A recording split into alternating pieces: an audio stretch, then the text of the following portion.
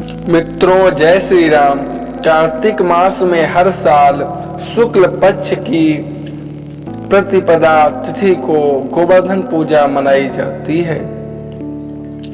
दिवाली के ठीक एक दिन बाद यह पर्व मनाया जाता है और इसके अगले दिन ही भाई दूज मनाया जाता है।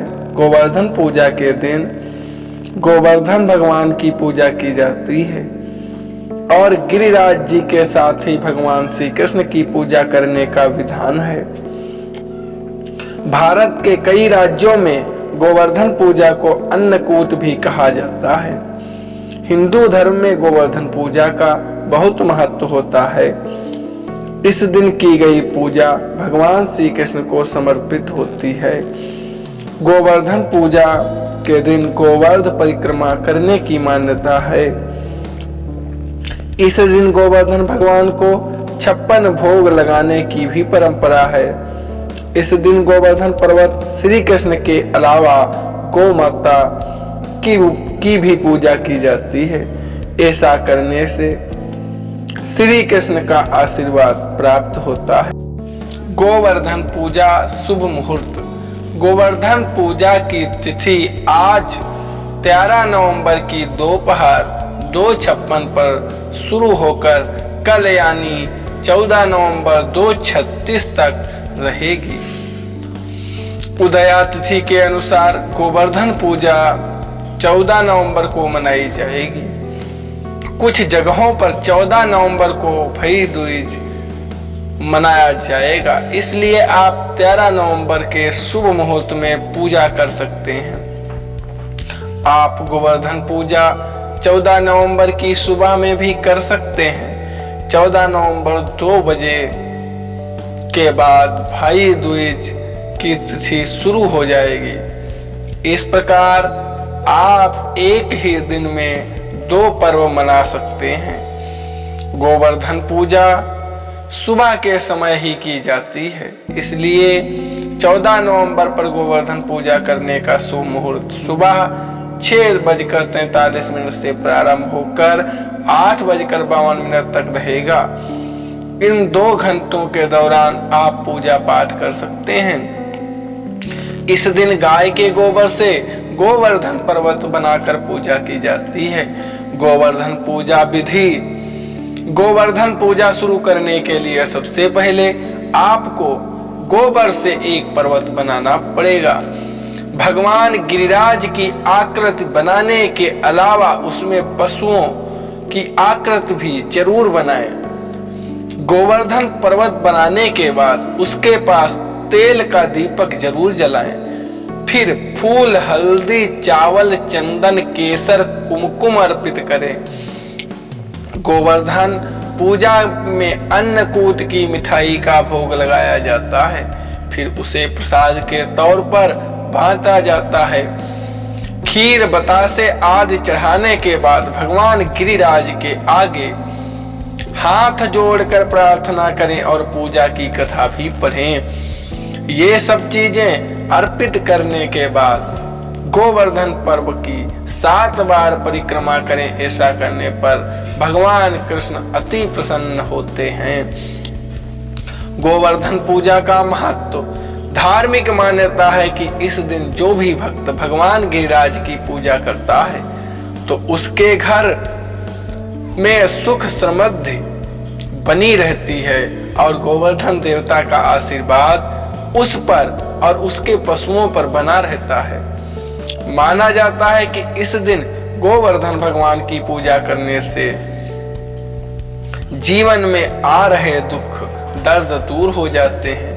साथ ही यह भी कहा जाता है कि गिरिराज जी के अलावा माँ लक्ष्मी का आशीर्वाद मिलता है, जिससे घर में खुशहाली और उन्नति बनी रहती है। गोवर्धन की पूजा से आर्थिक समस्याएं और तंगी दूर होती हैं। धन धान्य और सौभाग्य की प्राप्ति होती है। कथा। एक दिन भगवान कृष्ण ने देखा कि पूरे ब्रज में तरह तरह के मिष्ठान तथा पकवान बनाए जा रहे हैं। पूछने पर ज्ञात हुआ कि वृषासुर संहारक मेघ देवता देवराज इंद्र की पूजा करने के लिए तैयार हो रहा है। इंद्र की प्रसन्नता से अधिक वर्षा होगी, गायों को अधिक से अधिक चारा मिलेगा तथा जीविकोपार्जन की समस्या भी हल होगी। यह सुनकर भगवान श्री कृष्ण ने इंद्र की निंदा करते हुए कहा कि उस देवता की पूजा करनी चाहिए जो प्रत्यक्ष आकर पूजन सामग्री स्वीकार करे। गोपों ने यह वचन सुनकर कहा कि हे कोटि कोटि देवताओं के राजा इंद्र की इस तरह से आपको निंदा नहीं करनी चाहिए।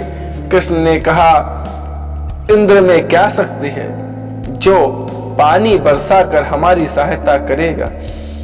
उससे तो शक्तिशाली तथा सुंदर यह गोवर्धन पर्वत है जो वर्षा का मूल कारण है। इसकी हमें पूजा करनी चाहिए। भगवान श्री कृष्ण के वाग जाल में फंसकर सभी ब्रजवासी घर जाकर गोवर्धन पूजा करने के लिए चारों ओर धूम मचा दी।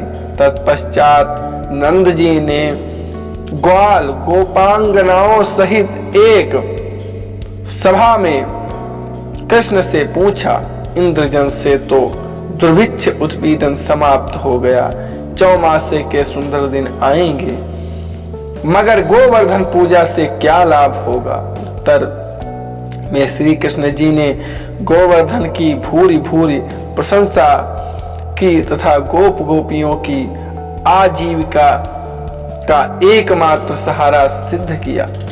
भगवान की यह बात सुनकर समस्त ब्रजमंडल बहुत प्रभावित हुआ तथा गोप गोपिकाओं स्वगृह जाकर सुमधुर मिष्ठान पकवानों सहित पर्वत तराई में श्री कृष्ण द्वारा बताई गई विधि से गोवर्धन पूजा की। भगवान की कृपा से ब्रज वनिताओं द्वारा अर्पित समस्त पूजन सामग्री को गिरिराज ने स्वीकार करते हुए खूब आशीर्वाद दिया। सभी जन अपना पूजन सफल समझकर प्रसन्न हो रहे थे। तभी नारद इंद्र महोत्सव देखने की इच्छा से ब्रज में आ गए। पूछने पर ब्रज नागरिकों ने बताया कि श्री कृष्ण की आज्ञा से इस वर्ष इंद्र महोत्सव समाप्त कर दिया गया है। उसके स्थान पर गोवर्धन पूजा की जा रही है। यह सुनते ही नारद उल्टे पांव इंद्रलोक को गए तथा खिन्न मुख मुर्दा में बोले, हे राजन, तुम महलों में सुख की नींद की खुमारी ले रहे हो, उधर ब्रजमंडल में तुम्हारी पूजा समाप्त करके गोवर्धन की पूजा हो रही है। इसमें इंद्र ने अपनी मानहानि समझकर मेघों की आज्ञा दी कि वे गोकुल में जाकर प्रलय कालिका मूसलाधार वर्षा से पूरा गांव तहस नहस कर दें। पर्वताकार प्रलयंकारी बादल ब्रज की ओर उमड़ पड़े। भयानक वर्षा देखकर ब्रज मंडल घबरा गया। सभी ब्रजवासी श्री कृष्ण की शरण में जाकर बोले, भगवान इंद्र हमारी नगरी को डुबोना चाहता है, अब प्रभु क्या किया जाए? श्री कृष्ण ने सांत्वना देते हुए कहा कि तुम लोग गौओं सहित गोवर्धन की शरण में चलो, वही तुम्हारी रक्षा करेगा। इस तरह समस्त ग्वाल बाल गोवर्धन की तराई में पहुंच गए।